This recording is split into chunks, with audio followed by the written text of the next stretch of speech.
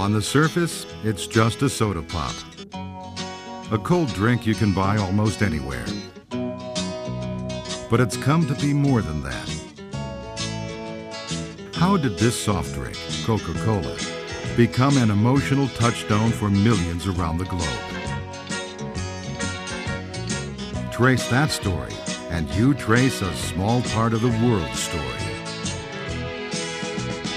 Well, I think Coke's great success over the years was in ingratiating itself into every change of society.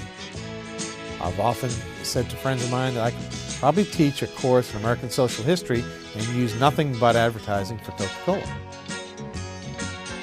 During the Depression, you could always call a fella and say, "Larry, meet me down for Coca-Cola. I want to buy you a Coca-Cola." It brought with it the effervescence of American society in the effervescence of its drink. If you're having a bad time, if the country's having a bad time, if the world's having a bad time, it's okay because there's still Coke.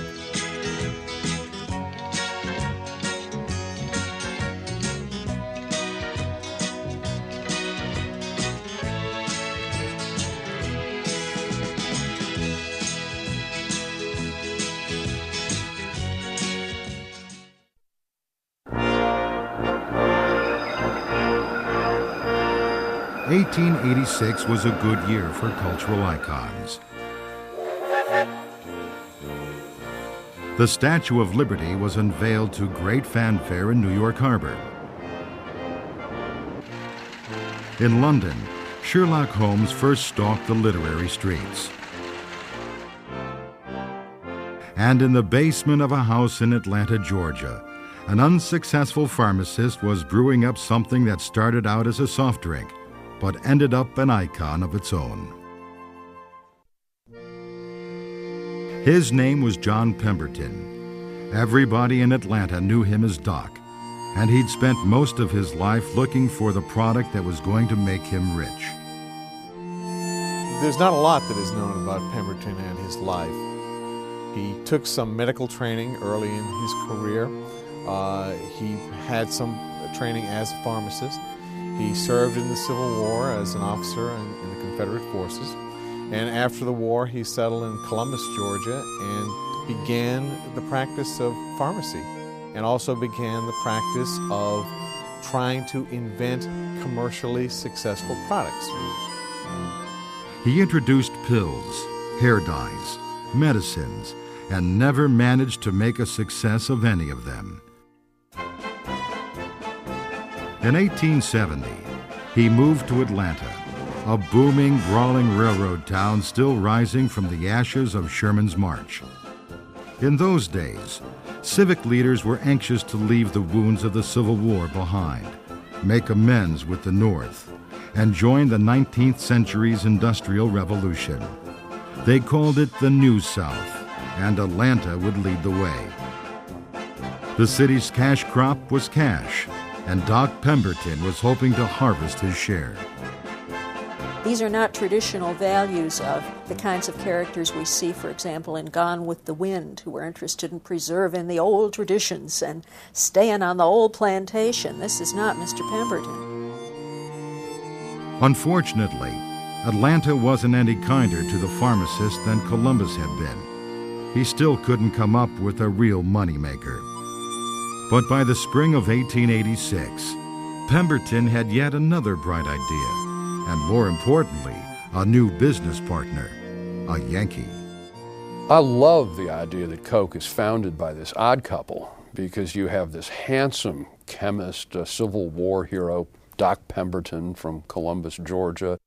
But we wouldn't know what we were talking about today if it hadn't been for this diminutive Yankee veteran of the Union Army who just wandered into town with a small printing press and tried to gain a career in advertising, and that's Frank Robinson.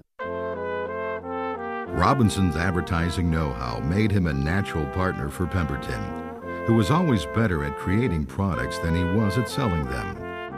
Together they decided to focus on that new idea Pemberton had been tinkering with, a beverage. they'd be staking their claim not at the medicine counter, but at a new American institution, the soda fountain.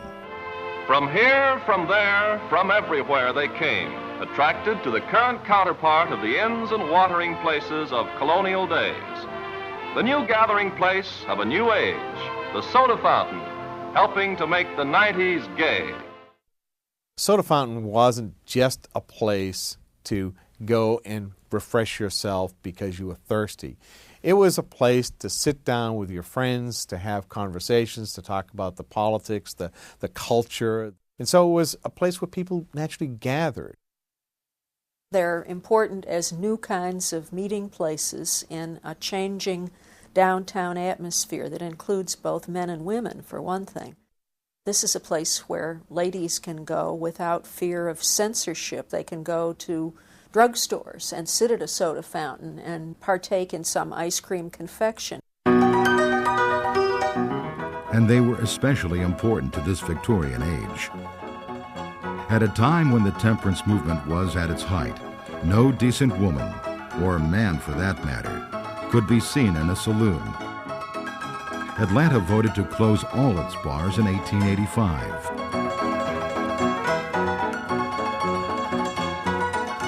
But a soda fountain was a place where everyone could gather. Even then, soda fountains offered a dizzying array of flavors, variations on well-known tastes like strawberry, lemon, or chocolate. All were prepared by mixing a thick syrup with carbonated water and adding ice. Pemberton hoped to come up with something that would stand apart from the crowd. For months, he worked in the basement of the Atlanta house that served as his home and laboratory. He added flavorings to boiling water to make a syrup, and every so often, he'd dispatch a sample to the soda fountain at Jacob's Pharmacy to see what people thought. It's very hard to go back to May of 1886 and try and figure out what was in the mind of a man like John Pemberton. My guess is that in his mind, he was just trying to find a magical formula that was going to sell. And so you took it one drink at a time. You took it one container of syrup at a time. People said they liked it. Let's try another one. On May 8, 1886, he decided that he finally had it right. It was a brand new flavor, and more than a century later, it's hard to understand the impact it must have had on the first people who drank it. It's not as if Pemberton had created a new kind of cola. There were no colas, period. The cola flavor is a very distinct kind of flavor. And it's something that flavor chemists tell us is something that you forget very quickly. So that you can have a cola flavored drink and maybe half an hour later, you're ready to have another cola flavored drink. Of course, no one knew this in 1886. It was up to Frank Robinson to sell this new concoction. His first step, name the product. Coca-Cola. It's catchy. It's like Route 66. You can't imagine it being any other way. Something catchy about the repetitions, the O's, the U's, all of that stuff. If they had called it elixir of wild mountain grape or something, I doubt they'd still be around today. And because he was a bookkeeper, he had this fine 19th century Spencerian hand, and so he wrote it out in script. And it's Frank Robinson's signature, if you will, that created the famous logo for Coca-Cola, a logo that has remained almost the same for 115 years. Robinson also took out the very first advertisement for Coca-Cola in the May 29th Atlanta Constitution. Unfortunately, this first ad was almost buried on the page by solicitations for Pope the Hatter. It might have seemed that making this new drink a success would be relatively simple. Syrup,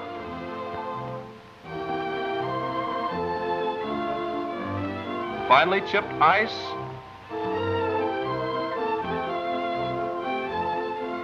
bubbling carbonated water. Yes, people talked about it, tried it, and even then learned the happy enjoyment to be found in the pause that refreshes. In reality, it wasn't quite as simple as all that. In 1886, Pemberton only sold about 25 gallons of Coca-Cola syrup. In his first year of operation, he made about $50, but he incurred expenses of about $76. So that's not a very good ledger sheet. Even worse, Doc Pemberton was not a well man. Before he and Robinson had a chance to turn Coca-Cola around, stomach ailments that had plagued him since the Civil War flared up again. Pemberton took to his bed, and his company nearly went under. The true success of Coca-Cola would come too late for the man who created it. John Pemberton died in August 1888 at the age of 57, never having tasted the success he had sought all his life.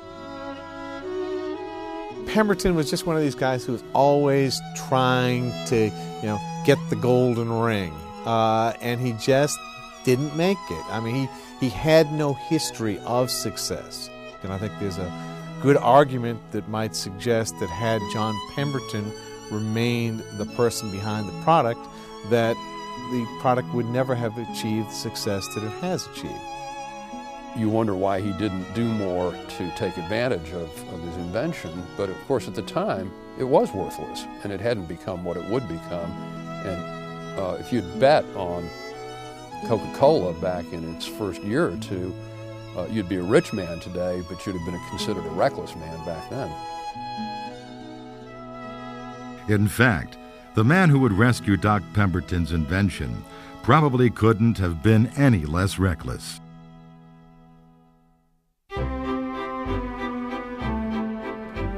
Asa Candler once asked Doc Pemberton for a job and was turned down. Like Pemberton, he'd come to Atlanta to seek his fortune. He had arrived in the city at age 21 with $1.75 in his pocket, looking for work in a drugstore. He couldn't get a job at Pemberton's, but he eventually recovered from that blow. Unlike Pemberton, he did make his fortune in Atlanta. By the late 1880s, his company was taking in as much as $100,000 a year. He was also a pillar of rectitude. No one could accuse Asa Candler of being a frivolous man, whether in his business dealings or his personal beliefs. For him, the two were intertwined, a common way of looking at the world for businessmen of the time. Corporate America in general, around Asa Candler's time, was fascinated by the notion of, I guess what you'd call the social gospel, that one would go into business with the same fervor that one would go into religion and craft a better world on earth. I think Candler was just a great, robust capitalist. I think he wanted to make money, and I don't think he found it at all inconsistent with being a devout Christian as well. One of the things I like about this man is that he starts annual meetings of his company by leading the singing of Onward Christian Soldiers. Sometime in 1888, Robinson came to Candler and asked the pharmacist if he wanted to invest in Coca-Cola. The answer was no. He wasn't interested in a new product, and besides, his drugstore didn't have a soda fountain where he could sell Coca-Cola anyway. Then, a historic event. Asa Candler tried Coca-Cola for the first time. It is probably safe to call that one glass the most important Coke ever served. Later, Candler would claim that that one drink made him a true believer in the possibilities of Coca-Cola. Candler's genius, I think, lie in the fact that he did see the opportunities that were there in broadening the base of the beverage out of its Atlanta beginnings into becoming increasingly more of a national beverage. By 1891, Candler was the sole owner of Coca-Cola. His total investment, about $2,300. Sales had already begun to take off in Atlanta. Now Candler set about making Coca-Cola a household word. What Candler possessed that Pemberton did not was a vision, and he also possessed a very strong marketing capability. Of course, he didn't give up his other products right away. And as a matter of fact, in early advertising for Coca-Cola, you sometimes will see this mouthwash, Delect Delave, on one side of a piece of advertising, Coca-Cola on the other. He was hedging his bets. He wasn't sure which was going to make it, so he had them both up there. If Coca-Cola was going to expand beyond its regional roots, Candler would have to make people aware of this new beverage. He had to convince a skeptical public that it was special and make them care whether they got the real thing or not. But Candler had faith in Coca-Cola and believed that one glass would win over even the toughest customer. In the beginning, he turned to a trick Frank Robinson had been using, giving Coca-Cola away for free. He hired traveling salesmen to hand out tickets in cities and towns across the country, each one good for a free glass of Coca-Cola. In essence, Asa Candler wanted to buy the world of Coke. And obviously the concept was, you'd try it once, you'd like it, the next time you came in, you'd pay for it. Very simple, elementary concept, but Coke was the first company to use that concept. And Candler was the one who recognized that in order to get business, you had to get folks to try the product first. In 1895 alone, the company redeemed $7,700 worth of coupons, 154,000 glasses of Coke, and sales continued to climb. Of course, there was a limit to what coupons could do. At the end of the 19th century, there were no national media, no easy way to reach every citizen of a sprawling rural country. Putting the idea of Coca-Cola in people's minds meant finding creative ways to get this message out. So beginning in the 1890s, Asa Candler's company put the distinctive Coca-Cola logo on advertisements that would follow the consumer around. Things like calendars, things like posters, things that people would carry with them like notebooks and bookmarks, things that would be used by the average person in the daily course of their business. And by the way, there was an ad for this new product, and maybe the next time they went into a soda fountain, they would try this new product. Everything carried the name of the brand, and that's what we talk about today as great marketing. That you can have your brand in front of the consumer at every point of contact. And that's what Coca-Cola did even in 1890. Today, these giveaway items command thousands of dollars from collectors. At the time, they helped separate Coca-Cola from a crowd of competitors and give it an air of class. The ads feature women of prominence, attainment, and some artsiness. And that artistic quality, I think, has always been associated with Coca-Cola. The beautiful script, the Spencerian writing, which is something practiced by people who've had good schooling. Everything smacks of decorum and moving slightly above one's station in life. Coca-Cola never, I think, thought about cost savings. They were doing all high-end production of all of their work. The advertisements, the illustrations, when they moved into photography, all of it was very high quality, and they were doing high quality printing at a time when there weren't very many choices of what they could do. The 1-2 punch of coupons and advertising giveaways did the job. As early as 1897, the company's in-house magazine could claim the great American eagle, that discriminating bird of freedom, is passionately fond of Coca-Cola because Coca-Cola has become a national drink. Still, bright as his company's future looked, Candler found that his success was being shadowed.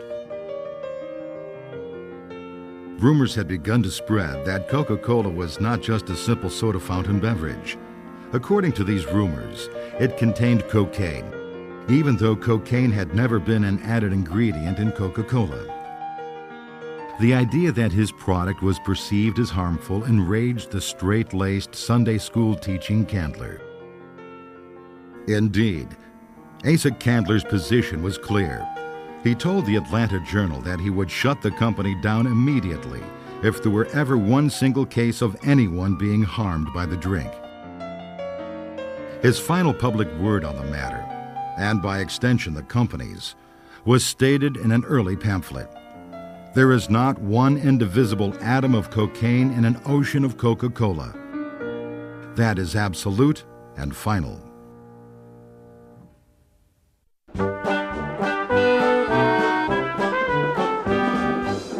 By the end of the 19th century, Coca-Cola was being sold in some quantity in all 46 states.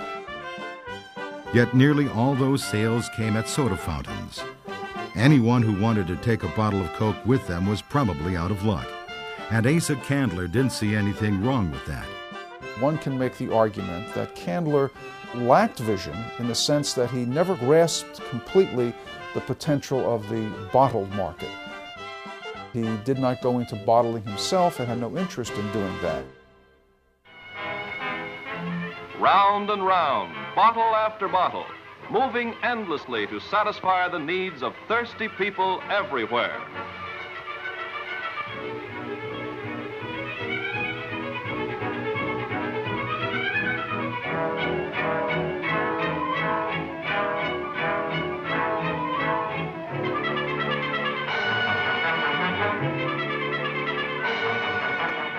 Refreshment on the move.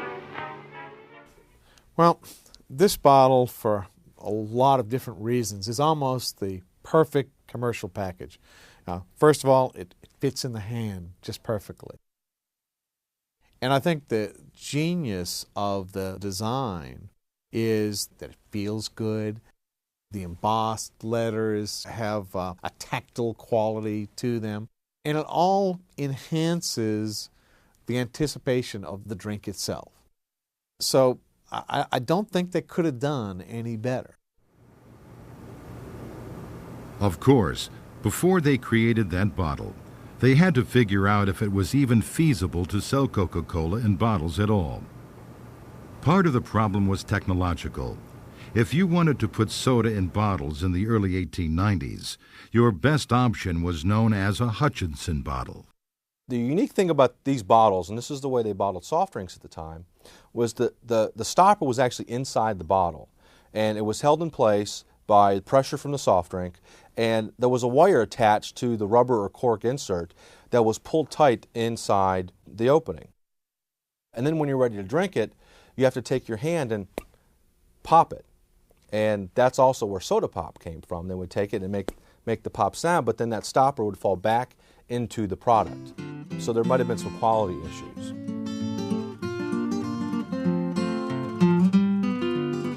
But it wasn't until 1899 that Chattanooga, Tennessee businessman Benjamin Franklin Thomas and Joseph Whitehead approached Candler about bottling on a wide scale and really got the idea off the ground.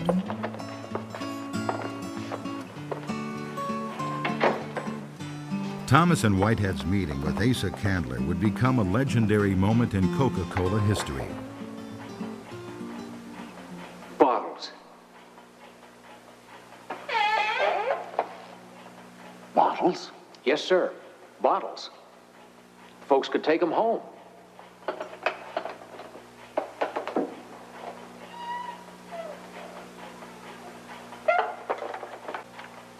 Candler's response was firm. He said, "Gentlemen, we have neither the money, nor brains, nor time to embark in the bottling business." But he was happy to sell these Chattanooga businessmen Coca-Cola syrup, if they were willing to go to the trouble of getting it into bottles and ensuring its quality once it got there. A contract was drawn up, and Candler gave them the right to bottle Coca-Cola, with no mention of royalties. In essence, he signed away the rights for nothing. You know, we look at that today and you say, what a crazy decision. Why did he give that away? In fact, it was a very wise business decision, because you were going to have to go out and you were going to have to build bottling plants, you were going to have to buy glass, you were going to have to buy equipment, you were going to have to figure out a sales and distribution system, all of which was going to require enormous capitalization that Candler didn't have at the time.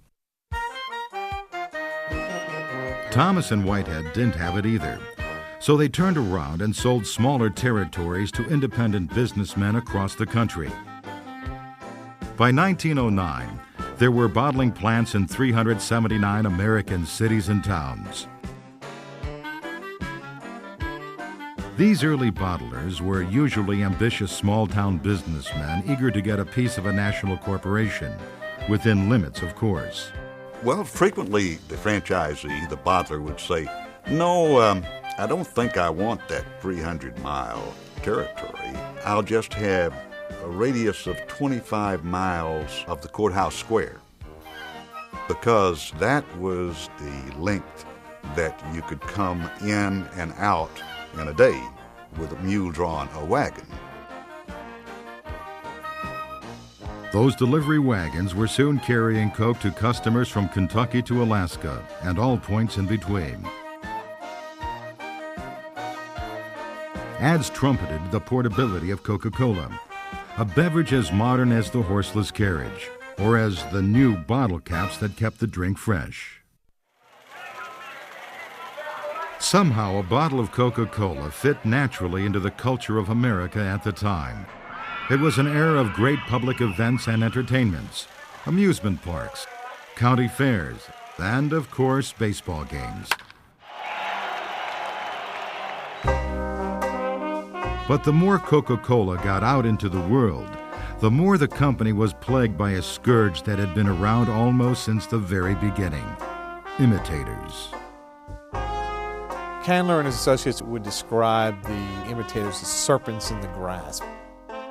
There'd be lime colas and there'd be cherry colas. There was a company called Coke.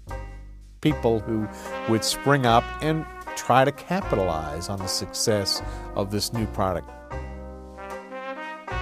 Bottles made the problem worse. At the time, Coca-Cola was being sold in generic, straight-sided bottles.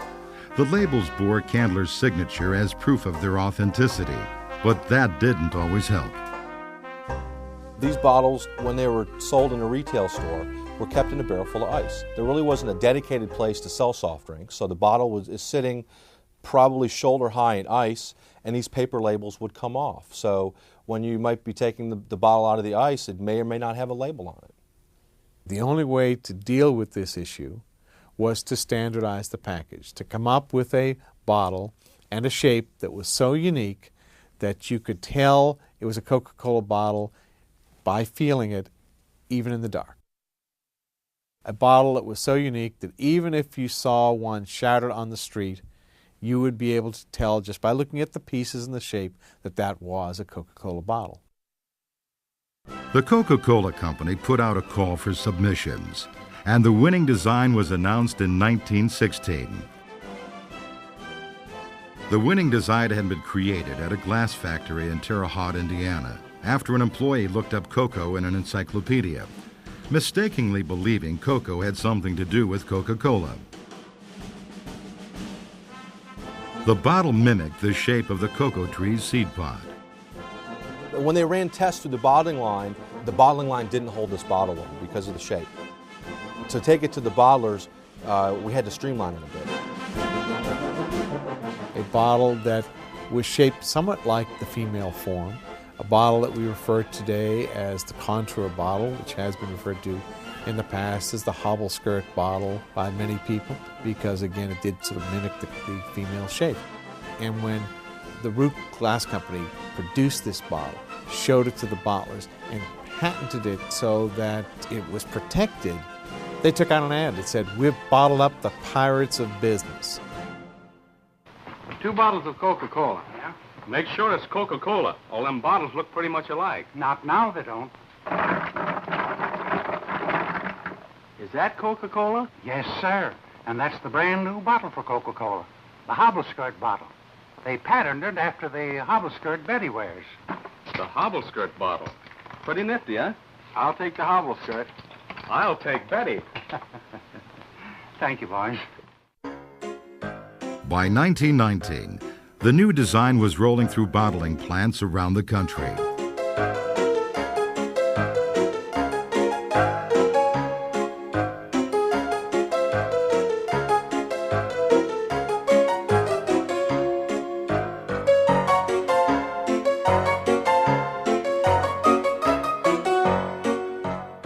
Over the years, that green glass bottle designed in Terre Haute, Indiana, would become the world's single most celebrated package.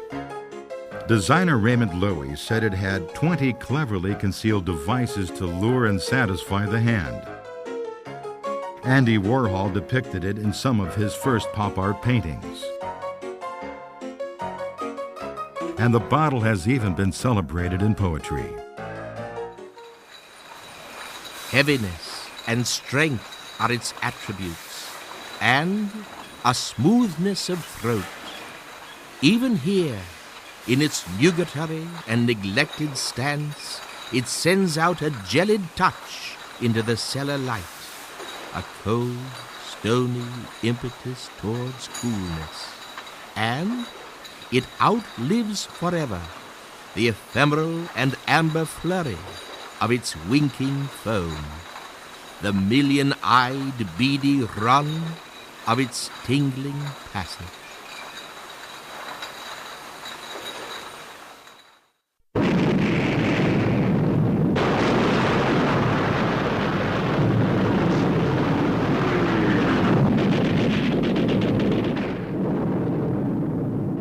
The First World War was the greatest conflict the world had ever seen, and it marked the start of a tough time for Coke.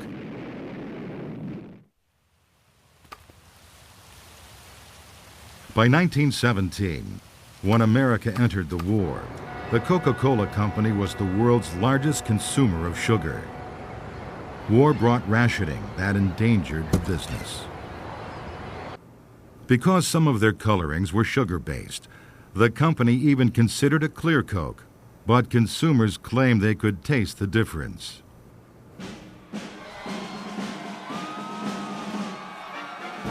And the end of the war didn't bring an end to the problem. Instead, it brought recession and fluctuating sugar prices that almost killed the company. These crises took their toll on Asa Candler, the man who once had such faith in Coca-Cola. The Candlers, quite frankly, thought that soft drinks perhaps had gone about as far as they were going to go. In 1919, the Candler family sold the Coca-Cola Company. The sale price, $25 million, the largest financial transaction in the history of the South. Not a bad return on Candler's $2,300 investment. In retrospect, it was probably a good time for a changing of the guard. American culture was about to be turned upside down. If you think historically, the Roaring '20s, the whole concept of the decade is characterized by incredible movement. People were on the go, constantly. And when you're on the go, you get thirsty. But what was the right drink for this fast new way of life? Prohibition certainly didn't help matters. The alternatives to drinking in the 1920s are not huge if you want to partake of this daring modern life. The invention of mixed drinks, the martini glass, all of that wonderful apparatus that went with drinking. Then what's the alternative in a modern world? Drinking lemonade is your grandma's era. So what do you do in public to show that you're with it and modern and sophisticated? Well, I think your best alternative is probably Coca-Cola. It was during the 1920s that Coca-Cola went from being popular to ubiquitous. Coke really then took it into the next level of saying, we want to be in front of you at every possible chance you have to purchase a Coca-Cola. If that's in the soda fountain, if that's in the gas station, if that's in the grocery store, wherever it is, we want to be there with you because we are America, we are part of your lives, and we want you to be with us. Within an arm's reach of desire was a phrase the company used frequently then. Technological innovations helped make that phrase reality. Specially built coolers and industry first brought ice-cold Cokes to gas stations serving all those new Model Ts. Cardboard carriers filled with 6 bottles, the world's first six-packs, were another Coca-Cola invention. Now, today, that just seems so elementary. But back in the 1920s, soft drinks were sold one at a time, and people tended to go into grocery stores, buy them one at a time, because that's what you could easily hold.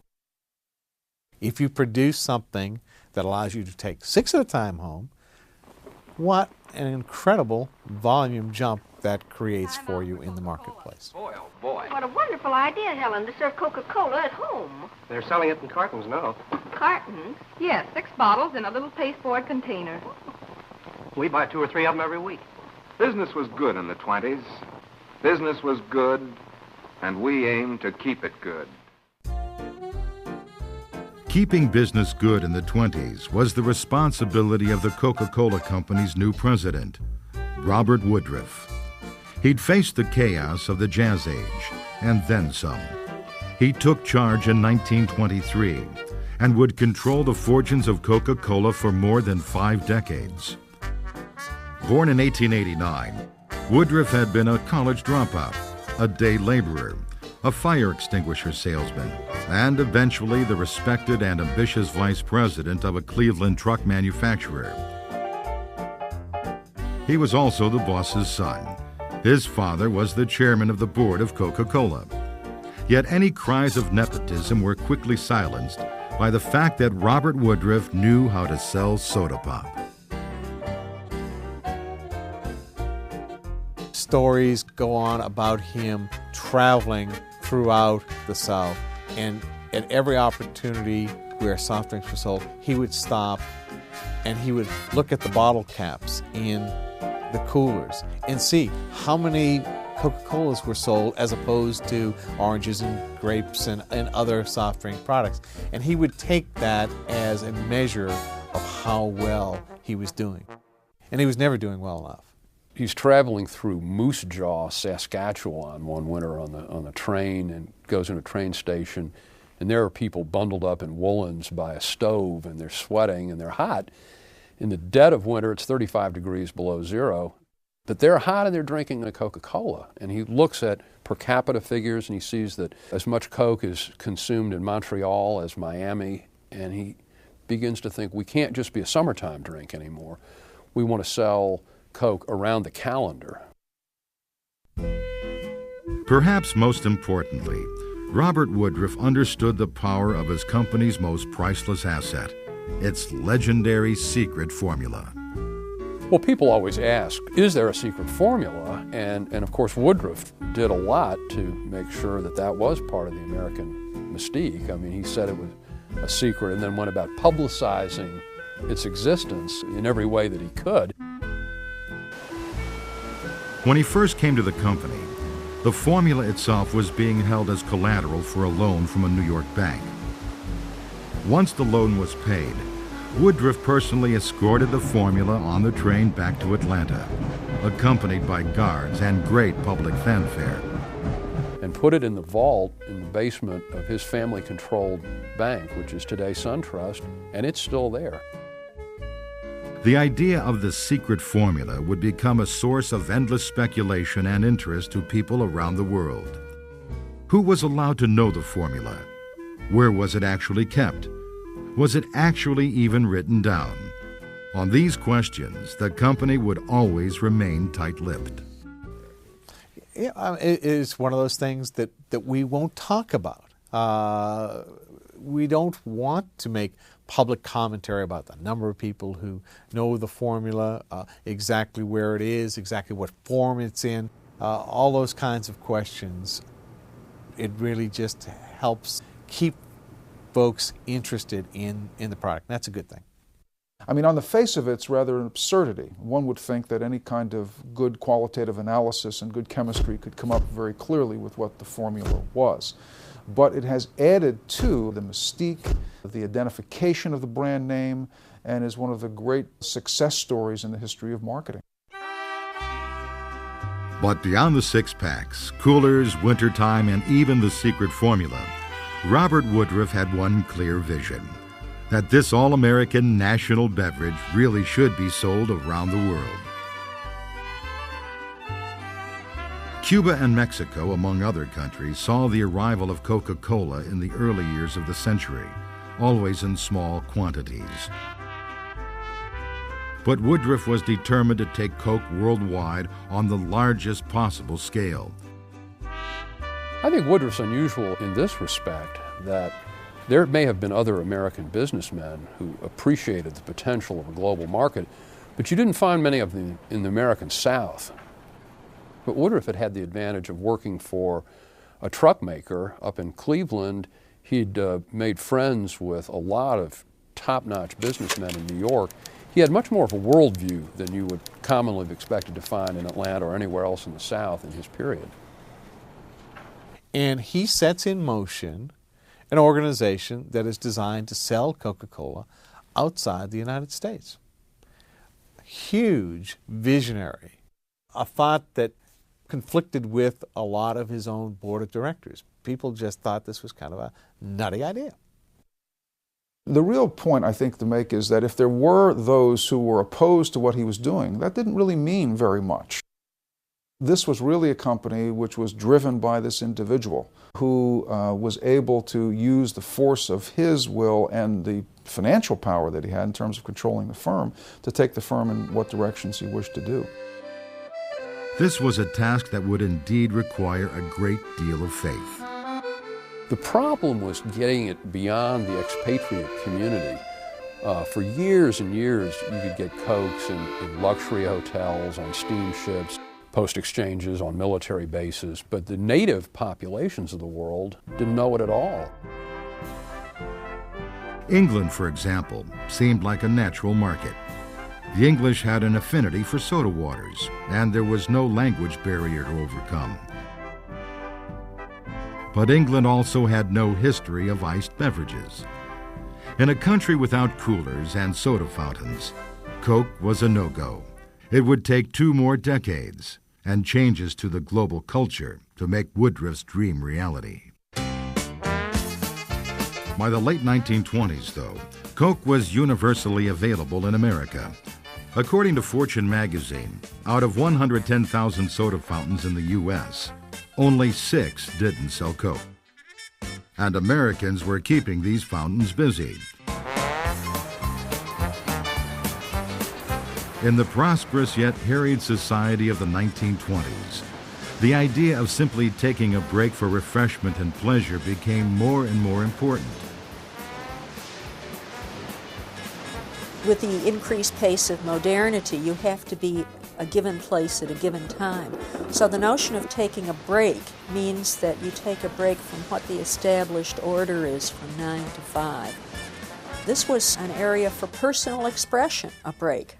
And what better modern personal expression, indeed, than this most urban of beverages, Coca-Cola.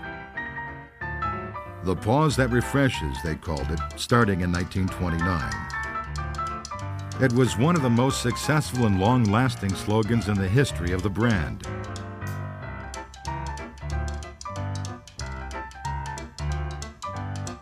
Just as important as the slogan were the visuals that went with it. The decades between the wars would become known as the golden age of American advertising art. And the best artists of the time were working for Coke, showcasing not only the modern scene, but an idealized America that was fast fading.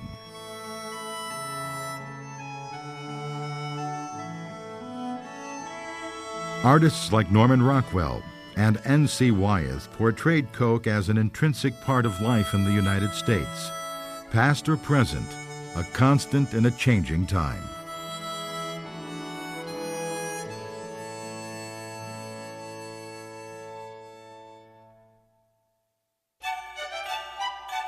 But the most lasting contribution of these ads to pop culture was also the most surprising, and it came at Christmas. The development and use of Santa Claus in advertising for Coca-Cola comes out of the fact that the winter months were not strong months for the sale of soft drinks, and for Coca-Cola specifically. They were trying to come up with an advertising concept that would link Coca-Cola to the winter months and very specifically to the holidays. The first ad showed a department store Santa refreshing himself with a Coke after his shift. Well, that's not what the head of advertising had in mind. And so the next year, in 1931, Haddon Sundblom, who created our modern Dutch Uncle, luminous, ruddy-cheeked Santa, made it the real Santa. Until then, Santas had come in all shapes, sizes, demeanors, and clothes. After Sundblom, Santa was always white-bearded, red-suited, jolly, and fat.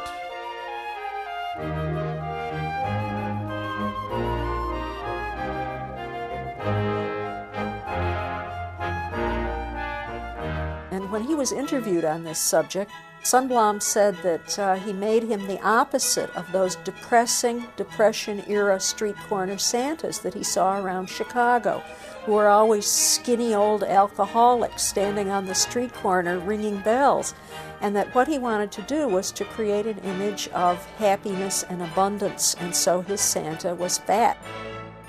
That, too, is a way of reassuring people that the American holiday is going to continue to be one of benevolence and goodwill and abundance, even in hard times.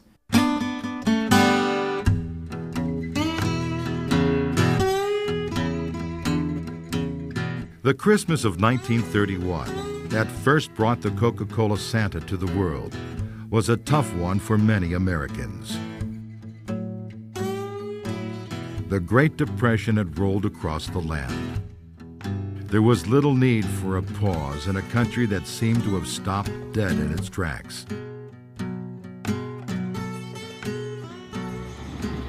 Yet Coke sales stayed high. In tough times, people cling to the familiar, and Coca-Cola was certainly that. Hi there, fellas. Hiya, Sam. Found a job yet? Not yet. Well, times is tough, all right. Yeah, I'll say. 2 bottles of Coca-Cola. During the Depression, you could always call a fella and say, Larry, meet me down for Coca-Cola. I want to buy you a Coca-Cola. And you'd ask, you could always afford a 5-cent drink. And that was the sign of good taste and friendship. Our lady luck was Coca-Cola. Stopping to have a Coke helped people remember a time when they had a job to take a break from. And Coca-Cola advertising continued to reflect the hopes and dreams of Americans. Hollywood stars, who were letting Americans escape at their local movie theater, also became reminders of how Coke could help people escape, too.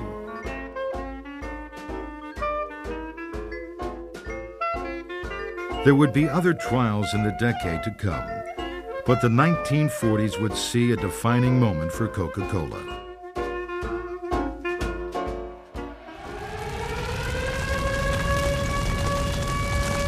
By 1941, the world had divided itself into 2 camps, one armed, the other unarmed. On the surface, life in the United States was going on as usual. But in 1941, there was an undercurrent of tension in the air across America, anxiety that manifested itself even in this promotional film that the Coca-Cola Company released that year. Extra, extra, get your latest war extra. Read all about it. Extra paper. Have you seen the latest edition?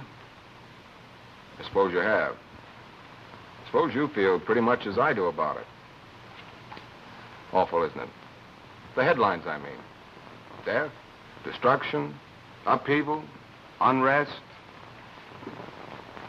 It makes you wonder what the world's coming to. Yes, sir. What's the world coming to?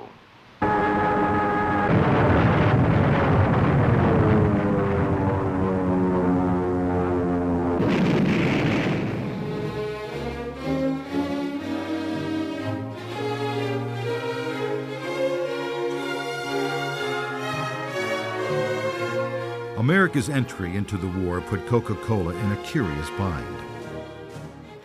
Gearing up for war production meant that more money was flowing and demand was rising. War also brought restrictions on vital materials that hit many businesses hard, including Coca-Cola. They had experience from the First World War, where sugar had become a problem in terms of syrup manufacture. So that was something that they were very much concerned about. There were even restrictions upon what kind of materials we could use for advertising and kind of materials we could use for packaging. So instead of using metal for six-pack carriers, we were using wood. Many companies switched over to producing military goods. Car companies made Jeeps, clothing manufacturers made uniforms, lipstick makers churned out shell casings.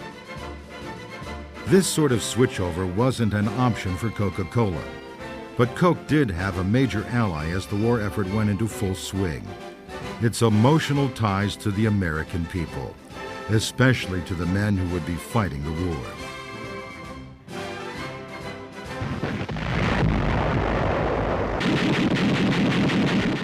Suddenly, cabbies, soda jerks, mechanics, and farmers found themselves on the battlefield.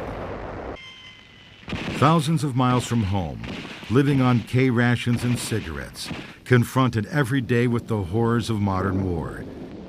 GIs were desperate for any link to the land they were fighting for. For many GIs, Coca-Cola was much more than a soft drink. It was a symbol of American life. It was a symbol of what they were fighting for. From the earliest days of the war, letters came into the Coca-Cola Company and its bottlers from American troops around the world.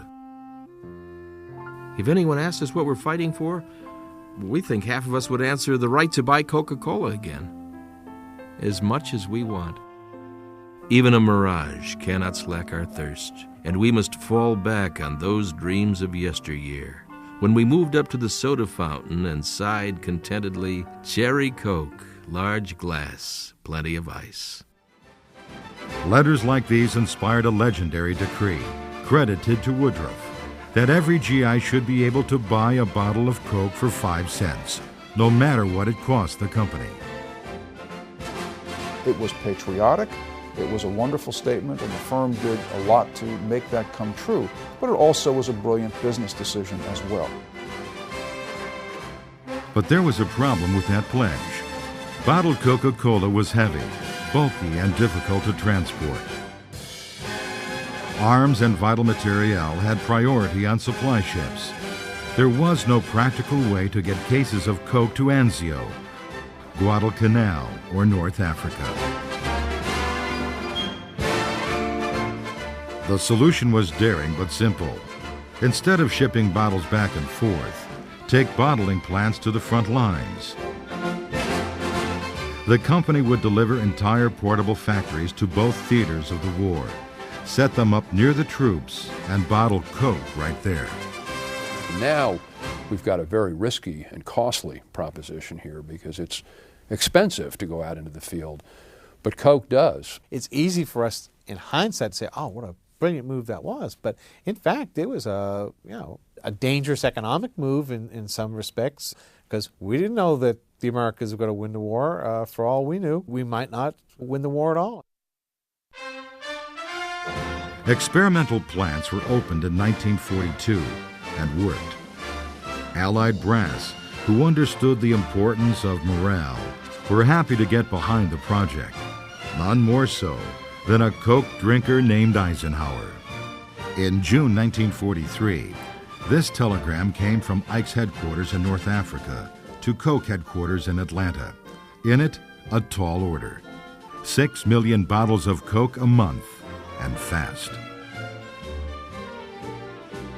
Filling this order was the responsibility of longtime company engineers, who served as technical observers in Army uniform but without official Army rank. The technical observers, or TOs, who went out into the field, they faced danger. Some were killed. After the Normandy invasion, they went riding across the plains in France with these smaller field bottling units in the back of jeeps. They helped the GI liberate Europe. They were there as part of the scene. And these guys were working under conditions where, you didn't have electricity easily, you didn't have a lot of raw materials to work with, and you had to basically make it up as you went along.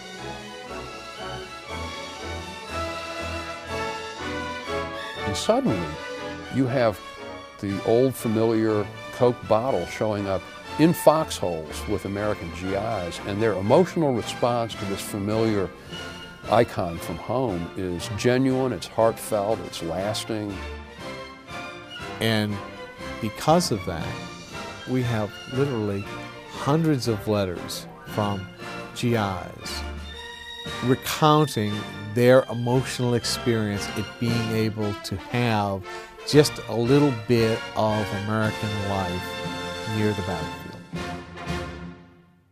I can truthfully say that I haven't seen smiles spread over a bunch of boys' faces as they did when they saw Coca-Cola in this godforsaken place. It is surprising what a little thing like a Coca-Cola means to a man in the fighting over here.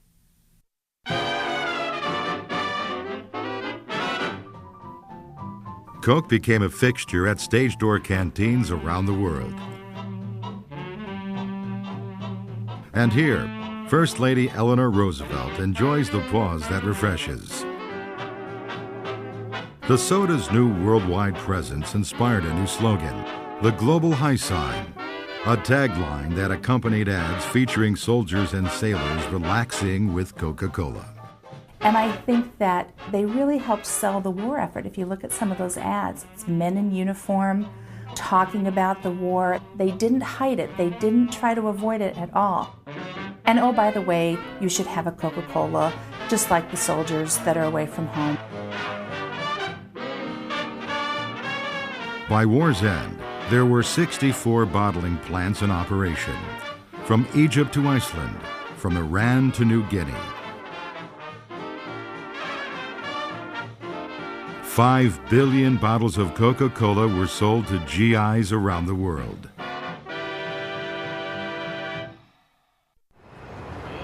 The cost of bottling near the front lines had been high. Keeping the price for soldiers at 5 cents a bottle was often a losing proposition. But the investment would prove to be worth it. 95% of all soft drinks sold to U.S. troops abroad were Coca-Cola during the war. A survey by the American Legion just after the war showed that more than 60% of veterans said Coke was their favorite soft drink. The closest runner-up got about 7%. Since this had created such a powerful link between the values they were fighting for and this product, it seems inevitable that after World War II, they would choose that product above all others for most occasions and begin to introduce it into the new family life that's coming into focus as a part of the suburbanizing of America.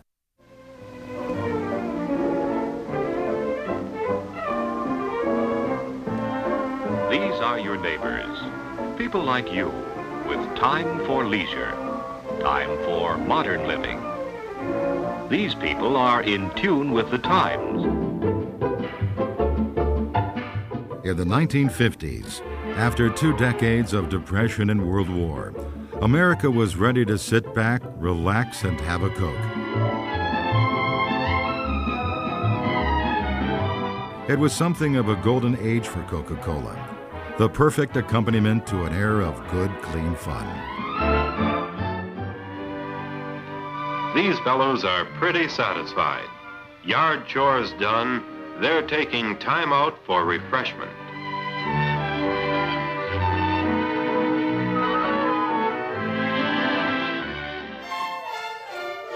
The years of shortages, penny pinching, and rationing were over, forgotten in a burst of confidence and prosperity. By then, Coke was secure in its place as America's favorite soft drink, something people could agree on in all walks of life. As for the competition, well, nobody at the Atlanta headquarters of the Coca-Cola Company was too concerned about that. In my days with the company, the opposition was called, quote, the imitator, end quote. Now, I did hear someone occasionally refer to a product called P-Cola, but I never worried much about the opposition, and I felt like we could always overcome it.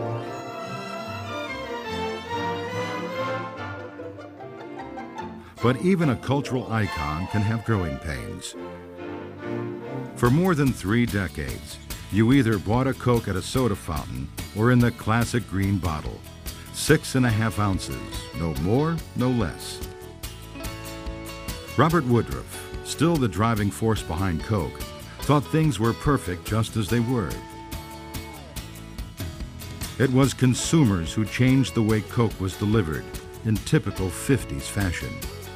Before the war, the grocery store delivery boy would lug home a case of bottles and put it in the icebox for you.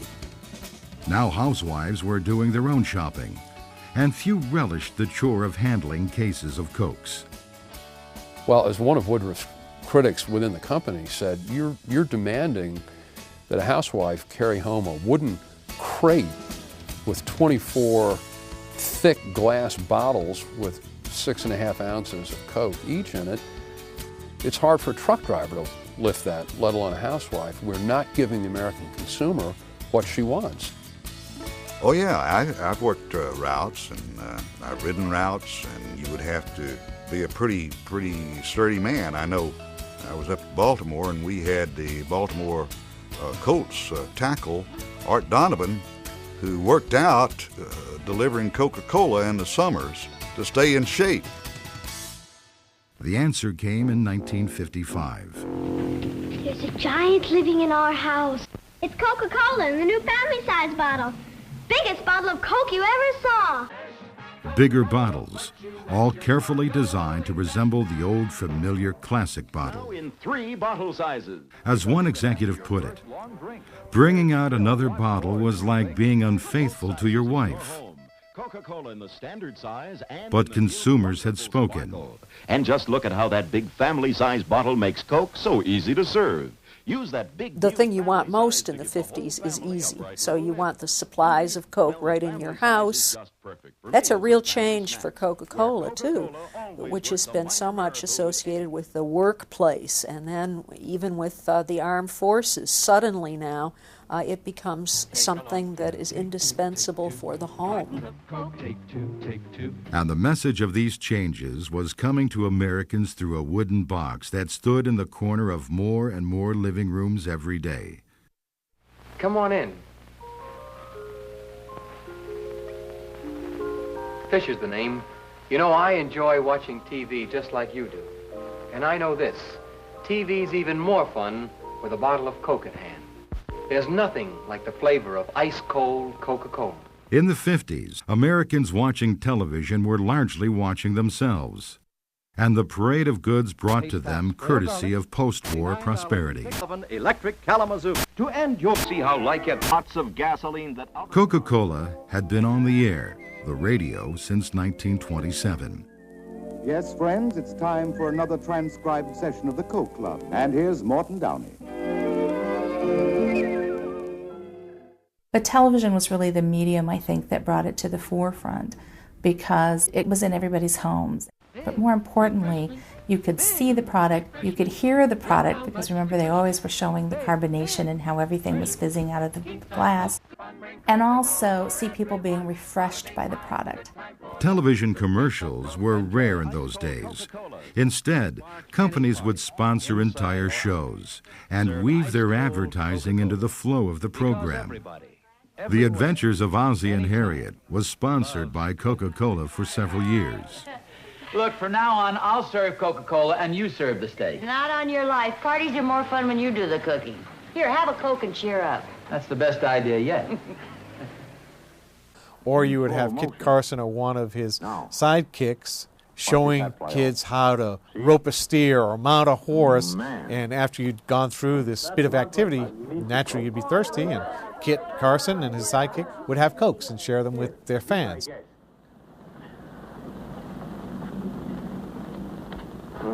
Boy, when it comes to real refreshment, there's nothing like a nice cold Coke. Bring home the Coke, bring home the Coke. Everybody's happy when you bring home the Coke. Commercials, 30 or 60-second spots, also came along in the 1950s, and their themes were as varied as could be imagined. Animation. 50 million times a day, at home, at work, or on the way. There's nothing like a Coca-Cola, nothing like a Coke. Carton of Coke. Celebrities. Hi there. I'm Anita Bryan. We're having a few friends over this evening, and I'm just making sure we'll have enough Coca-Cola on hand. No substitute for the Special good taste effects. of Coca-Cola.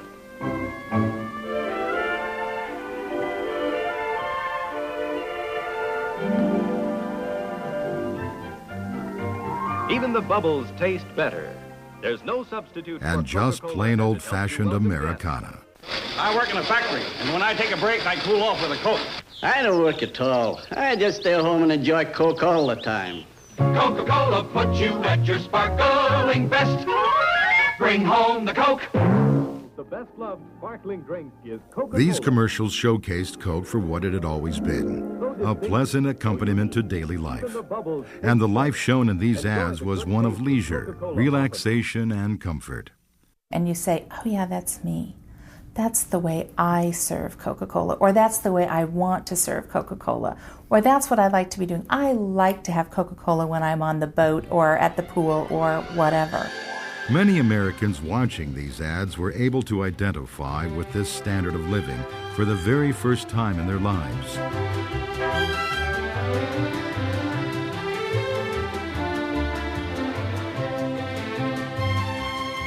And around the world, people were turning to that way of life and hoping to emulate it in their own way.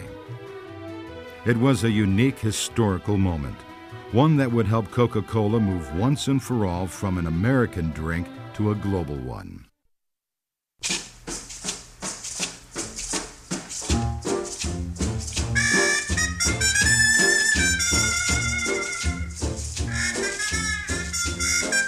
If you ever go down Trinidad, they make you feel so very glad. Calypso sing and make up rhyme, guarantee you one real good fine time. Drinking rum and Coca-Cola, go down Point Cumana, both mother and daughter, working for the Yankee dollar. Oh, beat it, man, beat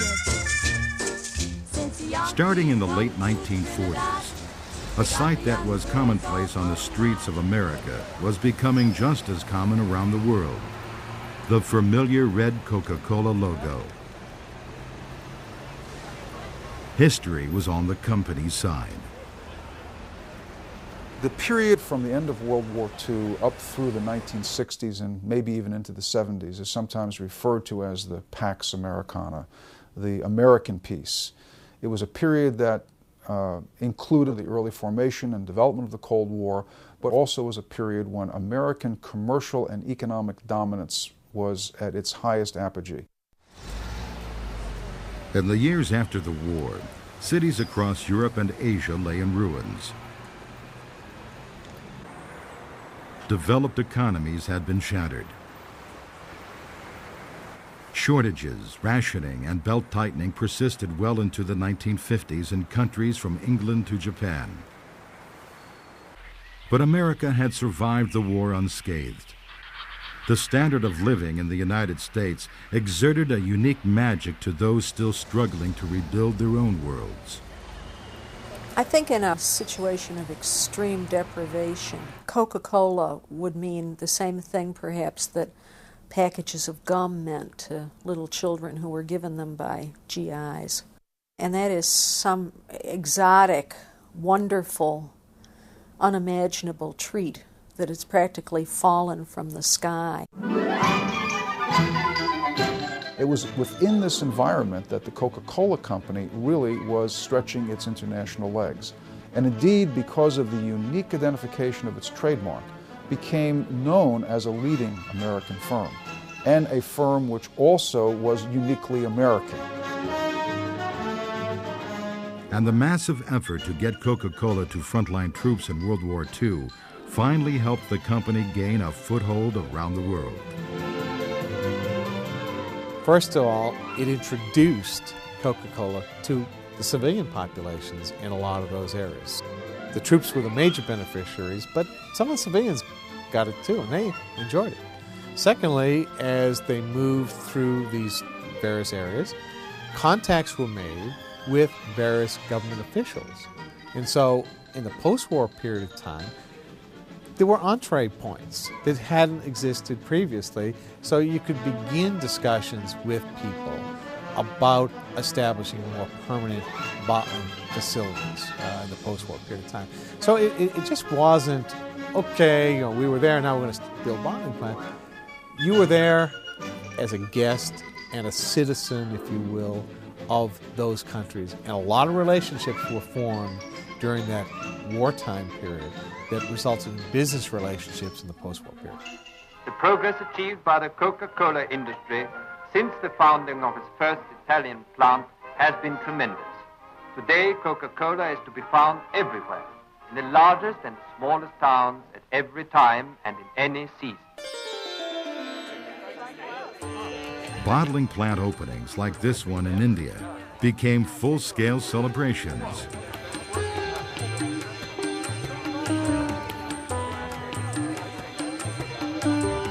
And not only was Coke available, it was selling, and fast.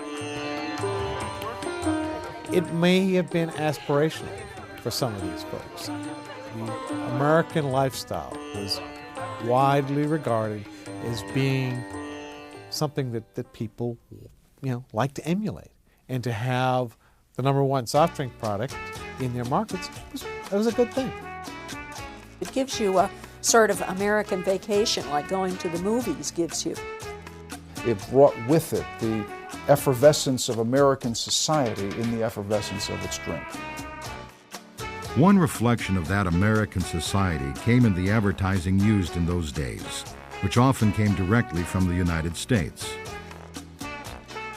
And early on, they did use advertising that was pretty generic, what we called pattern advertising.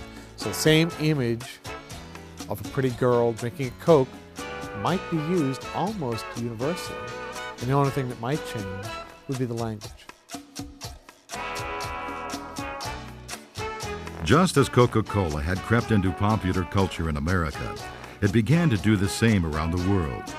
In Brazil, people started calling buses Coca-Colas because the fare was about the same as the cost of a Coke. A young Tokyo waitress described her feeling about the drink by saying, "It has the sweet and bitter taste of first love."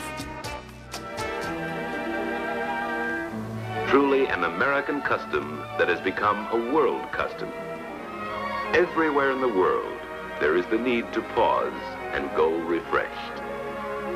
There's nothing that prevents people from having Coca-Cola. There's nothing about it that's in conflict with religious beliefs, with dietary requirements, any of those sorts of things. The only place in which Coke is not enjoyed is where politics has entered into the fray.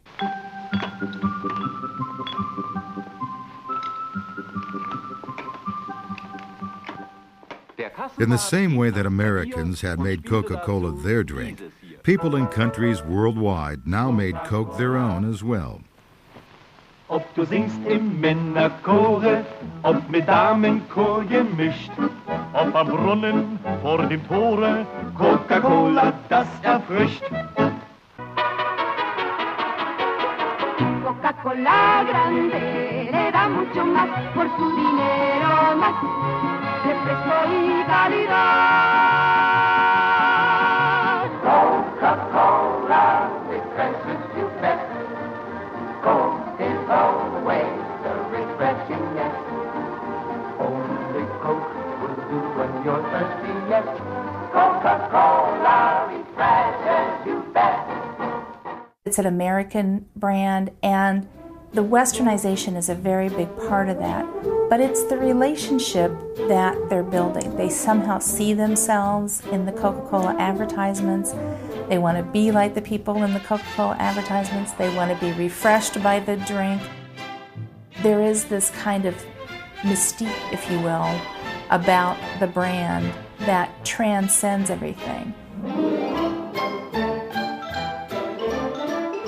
Time magazine described the beverage's global reach this way. It is simpler, sharper evidence than the Marshall Plan or a Voice of America broadcast that the U.S. has gone out into the world to stay.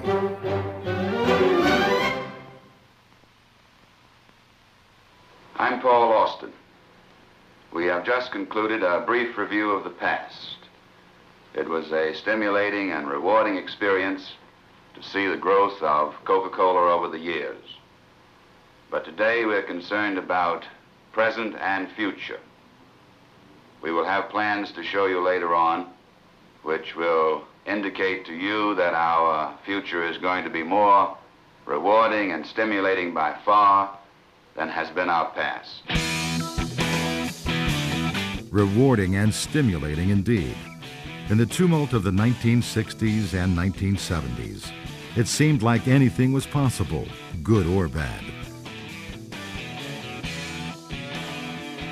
But Coca-Cola was as much a part of these times as it had been in the placid 50s, and this changing culture was still reflected in ads for Coke.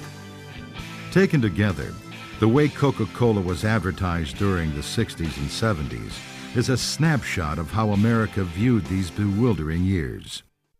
Once upon a time, it was 1960.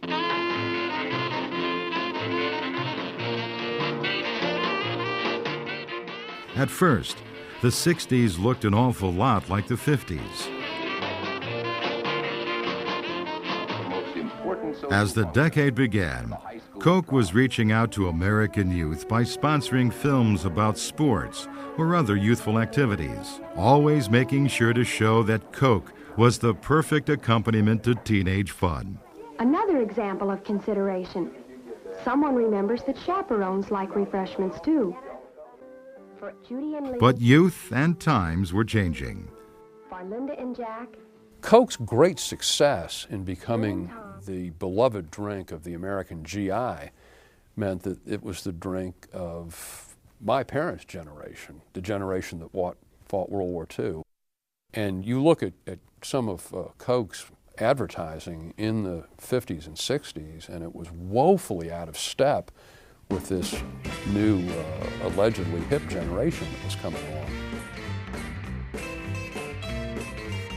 The first step Coca-Cola took toward this new generation was a jingle, first recorded by a folk group called the Limelighters in 1963. Coca-Cola, things go better with Coca-Cola, things go better with Coke. Life is much more fun when you're refreshed, and Coke refreshes you best.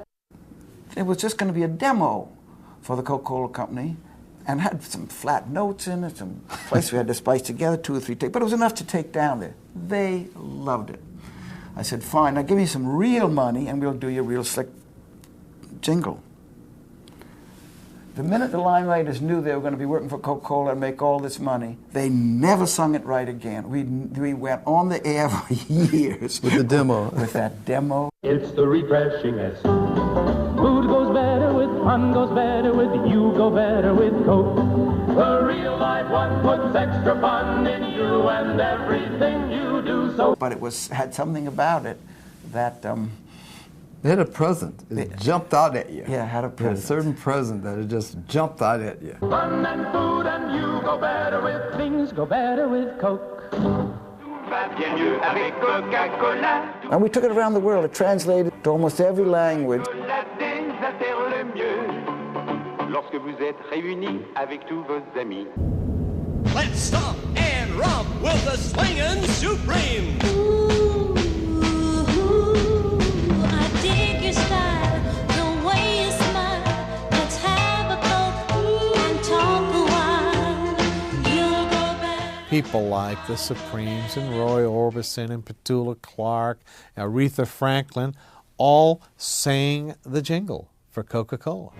What you see is advertising for Coca-Cola being very reflective of a new music. And is Coke just a natural part of this new phenomenon? When you're with a girl and you're out walking, something's gone wrong and she ain't talking. Now's the time for Coca-Cola. They did sound like the records. They didn't sound like jingles. They were not jingles, you know. We were doing many songs that were 60, 30, and 90 second. They had some 90s in those days in the radio. Right. And they came out and we produced them exactly like their recordings were being done. We used a lot of the same musicians and arrangers and the same studios. So it wasn't like Madison Avenue jingle house music, and they loved the idea of it. It's so nice to leave the show. Cool my throat, have a cold, don't you know? Because things go better with Coca-Cola. Yeah, now things go better with Coke. Yes, in between those sad songs, honey. Ray Charles knows. Things go better with Coke. By 1969, cultural change was coming fast and furious, too fast for many.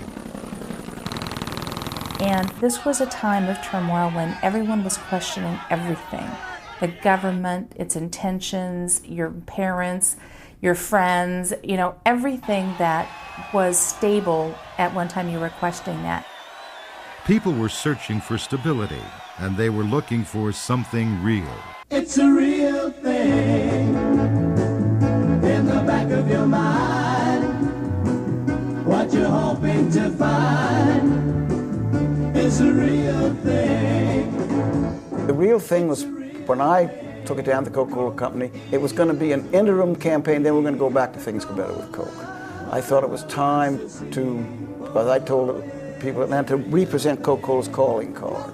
We are the first, the real, the legitimate. Everything else is an imitator. If you want to buy imitators, fine, that's up to you. You save a few pennies. But we're the real thing. And I said, we'll run it for a year. They will go back to Things Better with Coke. But we just never did. That's the way it is with a bottle of Coke and the way it will stay. Coca-Cola, what the world wants today. Whoa, yeah, it's a real thing. Coca-Cola is Coke. And the best-loved variation on this theme came from an observation of Coke in the real world.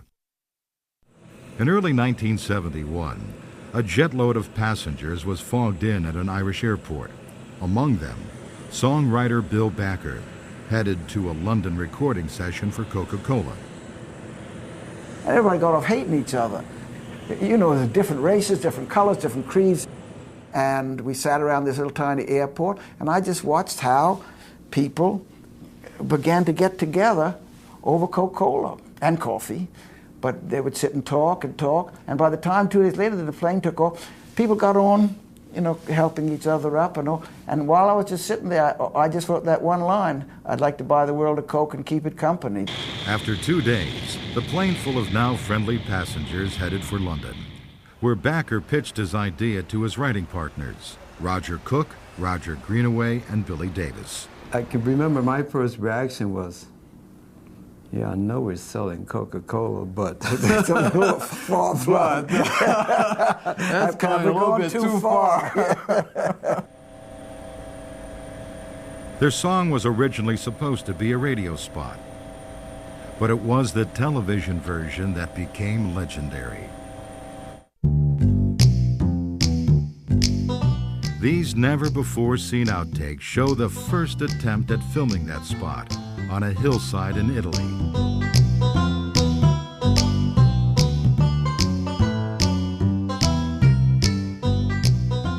Rain and other delays kept hundreds of extras waiting, and they began to get unruly. And we had a helicopter scheduled to come at a certain time, and couldn't get them in any type of order. You just couldn't get them to get into any type of order. So the director decided, well, we're going to shoot them. This is going to be a casual hillside of kids. We're going to shoot these kids on the hillside. Well, they were hot and angry, and all of a sudden, a couple of young men started running down the hill. Harvey and I were like, no, go back, go, please go back, you know. All of a sudden, it dawned on me anyway. I don't know what Harvey was thinking. Maybe they coming to get us, you know. They stampeded down the hill. Some of them were falling over the place. Fortunately, no one got seriously hurt. We did end up calling ambulances and so forth, but it was a sight.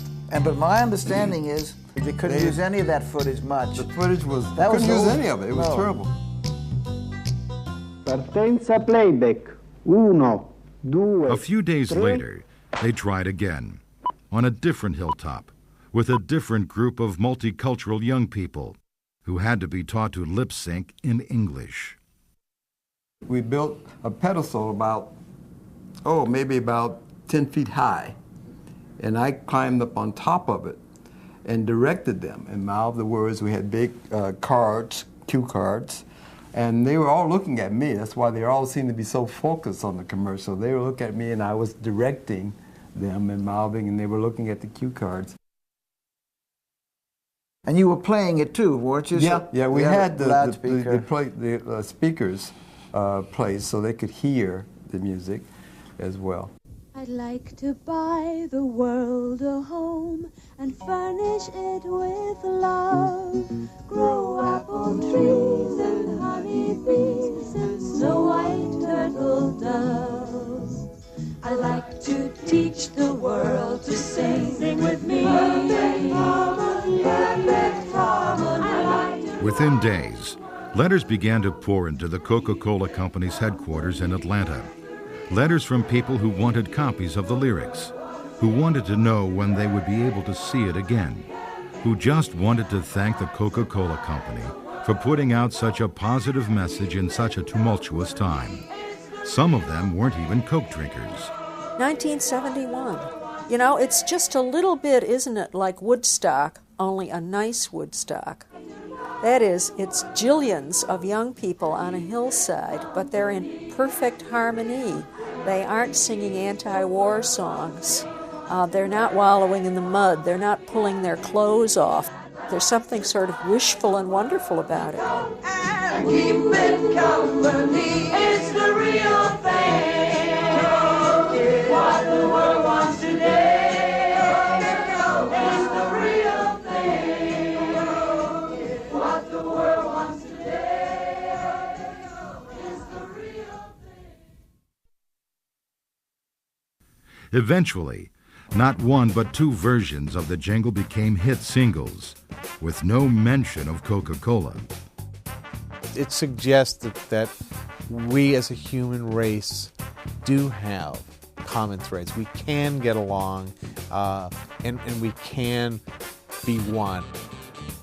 But that kind of optimism faded quickly, as the spirit of the 60s gave way to the 70s. Therefore, I shall resign the presidency effective at noon tomorrow.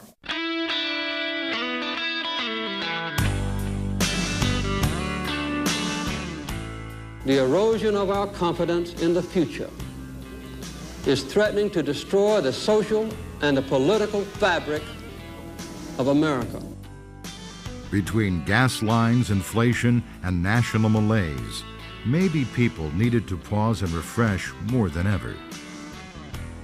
If you look back through the history of songs, it's when America is its most down that you see the need for upbeat songs. Pack up your troubles in the old kit bag, America was down. Happy days are here again. America was down. He said, look at all the things you got to look at. We got the world's greatest music, the world's most beautiful scenery, and the world's best soft drink. It was as simple as that. Look up, America, see what we got. Let in the sunny side of living. Look for the best, yeah, live life refreshed. Look for the real thing. A Coca-Cola, it's the real thing. You need any help? Mm-mm. I just want you to know. Of course, some Coke ads managed to exert an emotional pull even when they had nothing to do with contemporary events. Want my Coke? It's okay, you can have it. No. Really, you can have it. Of course, Mean Joe Greene, one of the most popular football players of the decade, and pairing him up with this little kid, just wishing him well after a bad game, it really struck a chord. But that ad was transformed all over the world into different cultures, and different local communities had soccer players or lacrosse players in the same circumstances. Hey kid, catch, and that's how they all end. Again, it's all focused about seeing yourself in that ad, kind of tapping you on the shoulder and saying, hey, here we are, do you want to be a part of this? And the consumer hopefully jumps in and says, you bet, I'll drink a Coke. But America's emotional ties to Coca-Cola would be strained as never before during 80 fateful days in 1985.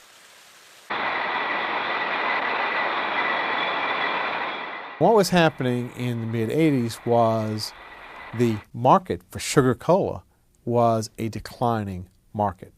And so folks for the first time began to question whether or not people had actually become tired of the taste of Coca-Cola.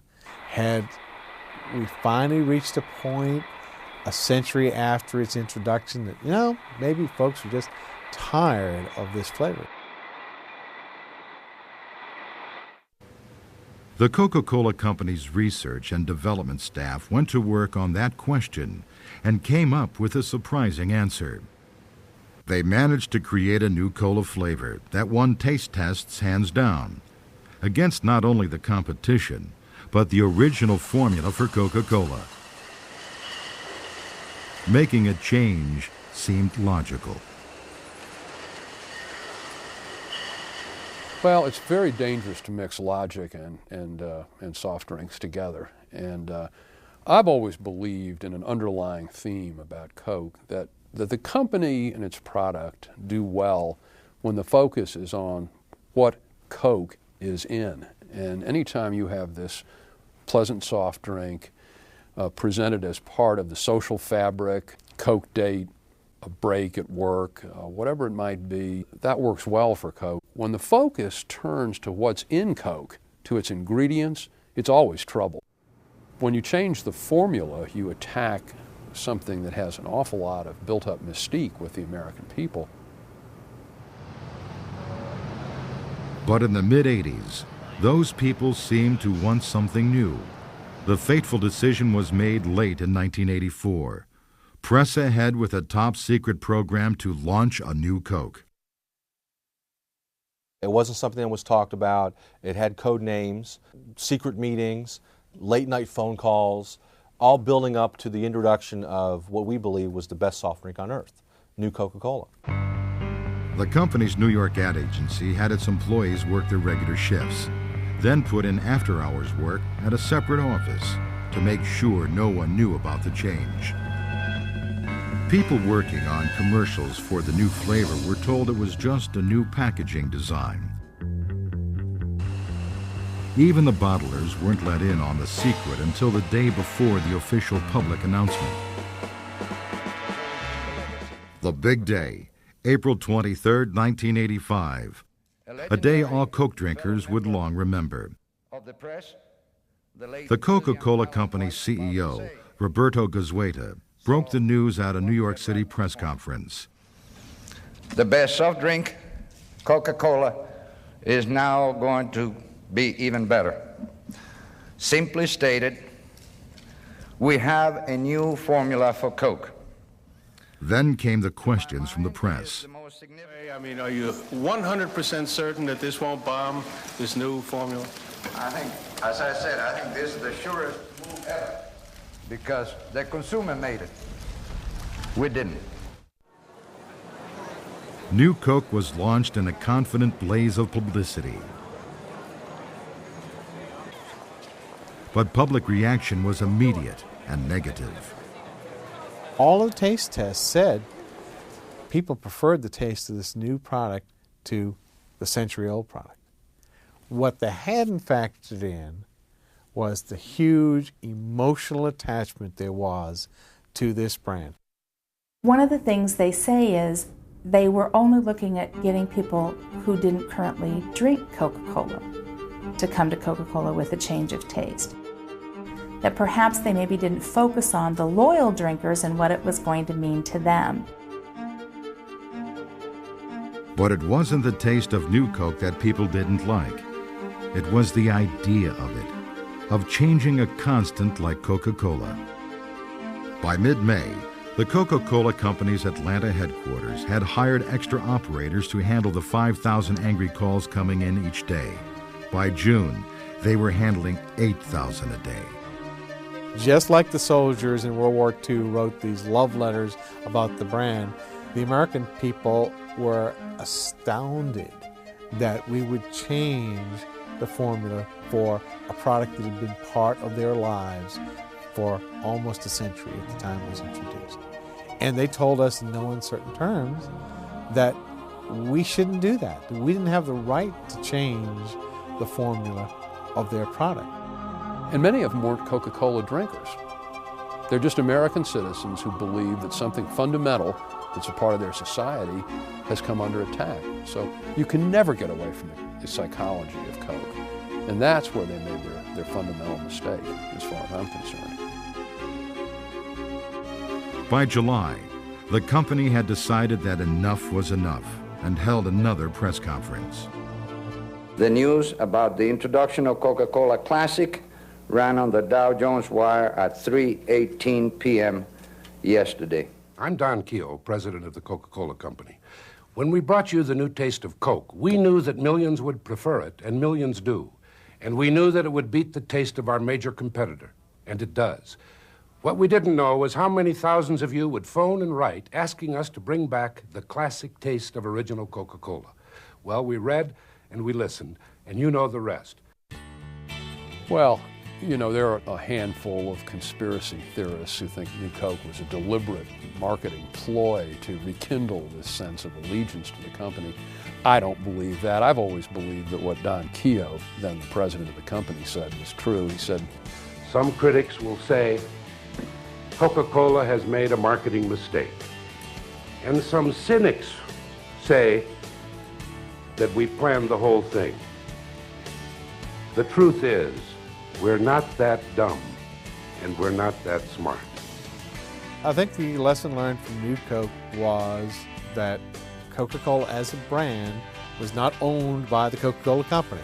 It was a brand that the American people claim ownership of. The American people believed that something important in their lives that was part of the fabric of society, that was like a second American flag, had been taken away from them. And I think that Coke can do best by realizing that this brand of theirs is a part of who we are as people. Looking back, the company could say that New Coke had been a blessing in disguise.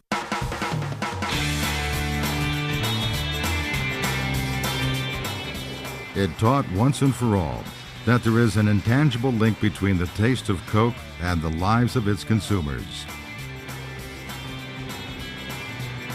The continued overseas success of Coca-Cola in the years since then only proves the point.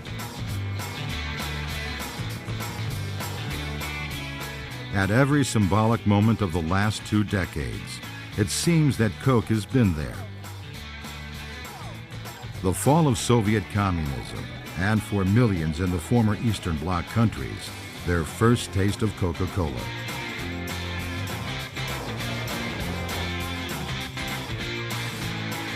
Space shuttles and space stations, where Coke became the first soda in orbit.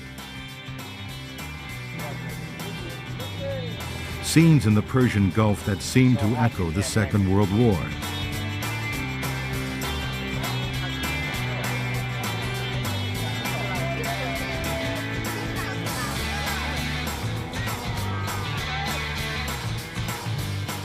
The Coca-Cola Company likes to convey its success in amazing statistics, numbers that PR people used to call gee whizzers. If all the Coca-Cola ever made were put into a 6-foot-deep swimming pool, the pool would be more than 25 miles long and hold 643 million people.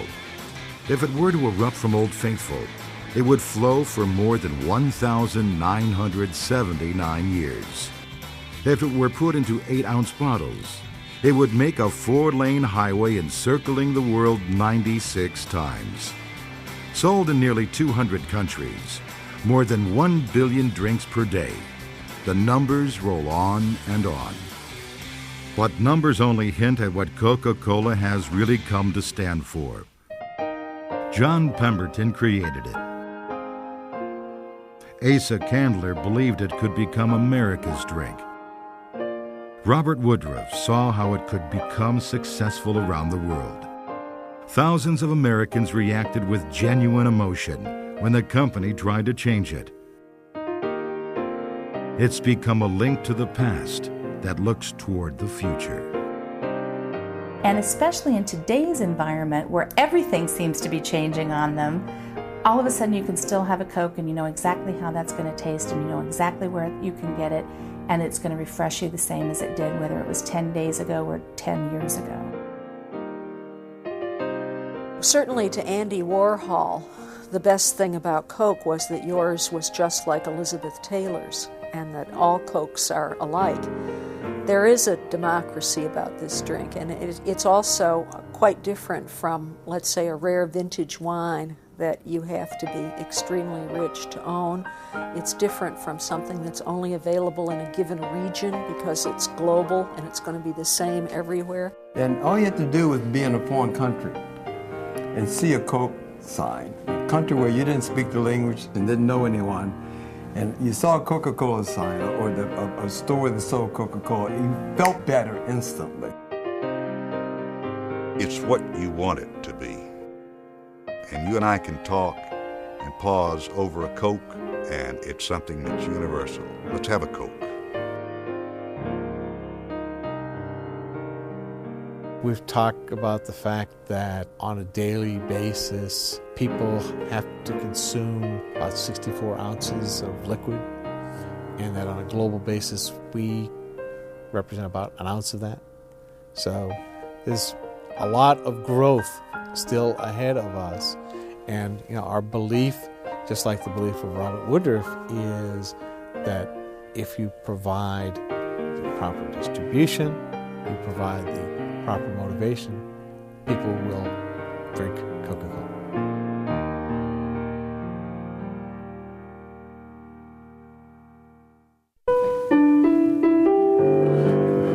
Things go better with Coca-Cola. Things go better with Coke. Life is much more fun when you're refreshed. And Coke refreshes you best. It's the refreshingest.